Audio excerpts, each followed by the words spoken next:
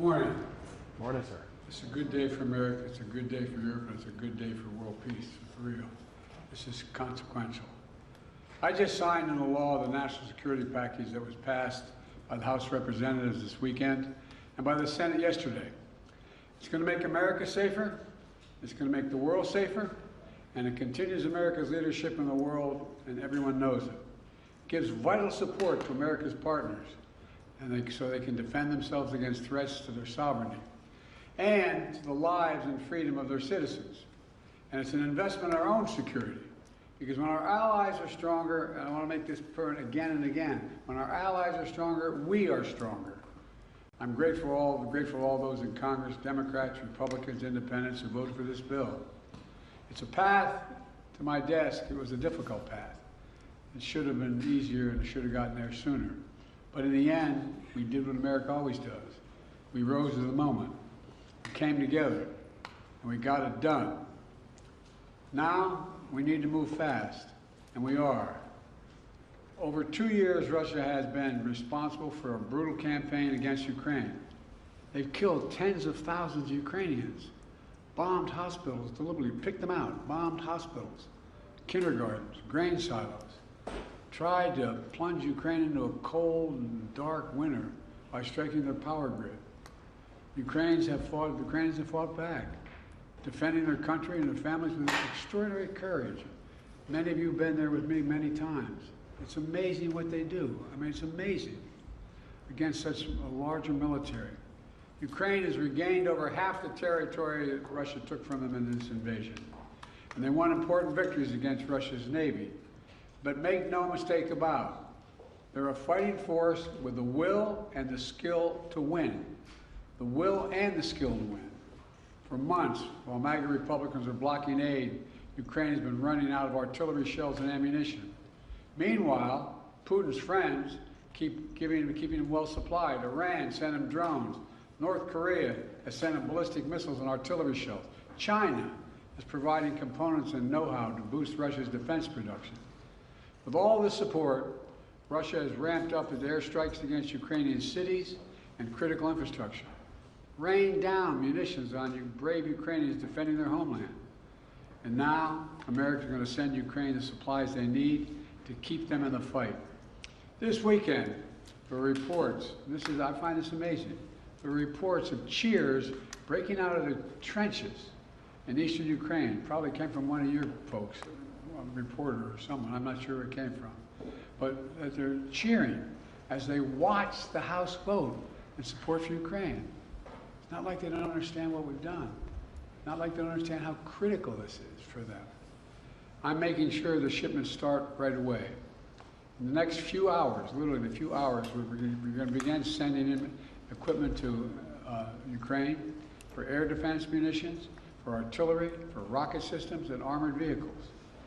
You know, this package is literally an investment, not only in Ukraine's security, but in Europe's security, in our own security. We're sending Ukraine equipment from our own stockpiles. Then we'll replenish those stockpiles with new products made by American companies here in America. Patriot missiles made in Arizona, Javelins made in Alabama, artillery shells made in Ohio, Pennsylvania, and Texas. In other words, we're helping Ukraine while at the same time investing in our own industrial base, strengthening our own national security, supporting jobs in nearly 40 states all across America. You know, the United States is not acting alone, to state the obvious. Our allies in Europe and around the world, who've constantly been asking me, are we going to step up? We're not going to walk away, are we? How many, and some of you have been in these international meetings with me, they're very concerned. Had we failed to step up, Lord only knows what would happen to the cohesion in NATO. They're also sending significant help to Ukraine. We're all standing together against this brutal dictator. As I've argued for months, this is directly in the United States' national security interest. If Putin triumphs in Ukraine, the next move of Russian forces could very well be a direct attack on a NATO ally. And you all know full well that invoking Article 5, the North Atlantic Treaty, would be the first thing that comes to mind, which declares an attack on one as an attack on all. If Putin attacks a NATO ally like he's attacking Ukraine today, we'd have no choice but to come to their aid, just like our NATO allies came to our aid after the September 11th attacks. That's why we're supporting and surging support now to Ukraine, to stop Putin from drawing the United States into a war in Europe and in the future. You know, it seems to me we should take a little bit of a step back and realize what a critical moment this was for the United States and for NATO. This is a historical moment. In the last 2 years, we've helped unify, strengthen, and expand NATO. Imagine if instead we had failed to step up now and to support Ukraine. All those gains would have begun to unravel. The cohesion of NATO would have been weakened, and our national security would have been undermined without any question.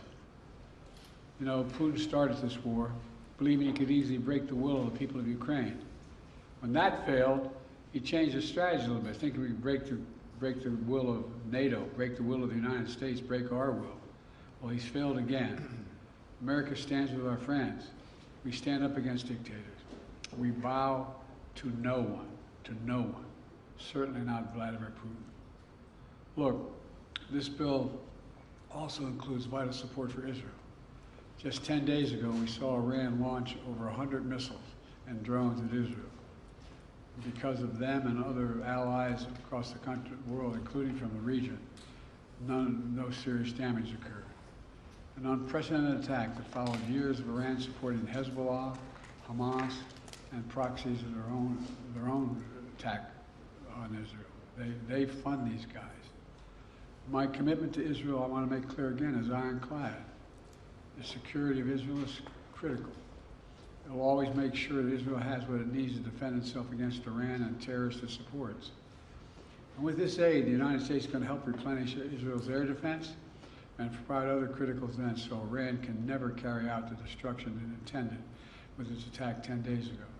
But at the same time, this bill significantly increases humanitarian assistance we're sending to the innocent people of Gaza who are suffering badly. They're suffering the consequences of this war that Hamas started. And we've been working intently for months to get as much aid to Gaza as possible. This bill includes $1 billion for additional humanitarian aid in Gaza. We're going to immediately secure that aid and surge it, including food, medical supplies, clean water. And Israel must make sure all this aid reaches the Palestinians in Gaza without delay. And everything we do is guided by the ultimate goal of bringing these hostages home, securing a ceasefire, and setting the conditions for an enduring peace. You know, there's more that this bill does, as you all know, the press here, including providing for support to strengthen even further our allies and partners in the Indo-Pacific region, as well as humanitarian aid to places including Haiti, Sudan, and Somalia. But there's one thing this bill does not do: border security. You know, just this year I proposed and negotiated and agreed to the strongest border security bill this country has ever seen. It was bipartisan. It should have been included in this bill. And I'm determined to get it done for the American people. But I'll come back to that at another moment, another time. This is a reminder of what America can do when we come together, despite our differences. I want to thank everyone in Congress who made it possible, especially the bipartisan leadership. Speaker of the House, Mike Johnson, Leader Jeffries, Leaders Schumer and McConnell. They don't always agree, but when it matters most, they stepped up and did the right thing. And I mean this sincerely. History will remember this time. History will remember this moment. For all the talk about how dysfunctional things are in Washington, when you look over the past 3 years, we see that time and again on the critical issues, we've actually come together. It hadn't always been easy. But when it's come time to decide to rebuild America, we did it with the bipartisan infrastructure law, which is just underway. When it came time to invest in our semiconductor industry and technologies of the future, we did it with the Chips and Science Act. And when it came time to stand with Ukraine and Israel and help the people of Gaza, we did that as well. At the end of the day, most of us, whether we're Democrats, Republicans, or Independents, believe that America must stand up for what is right. We don't walk away from our allies. We stand with them. We don't let tyrants win. We oppose them. We don't merely watch global events unfold. We shape them. That's what it means to be the indispensable nation. That's what it means to be the world's superpower and the world's leading democracy. Some of our MAGA Republican friends reject that vision. But this vote makes it clear there is a bipartisan consensus for that kind of American leadership. That's exactly what we'll continue to deliver. I thank you all very much, and now I'm going off to make a speech at the hotel I'm late for, and I have plenty of time to answer questions on this and other matters. Can I ask a quick one on TikTok? Mr. President, do you have a message for the protesters on campus?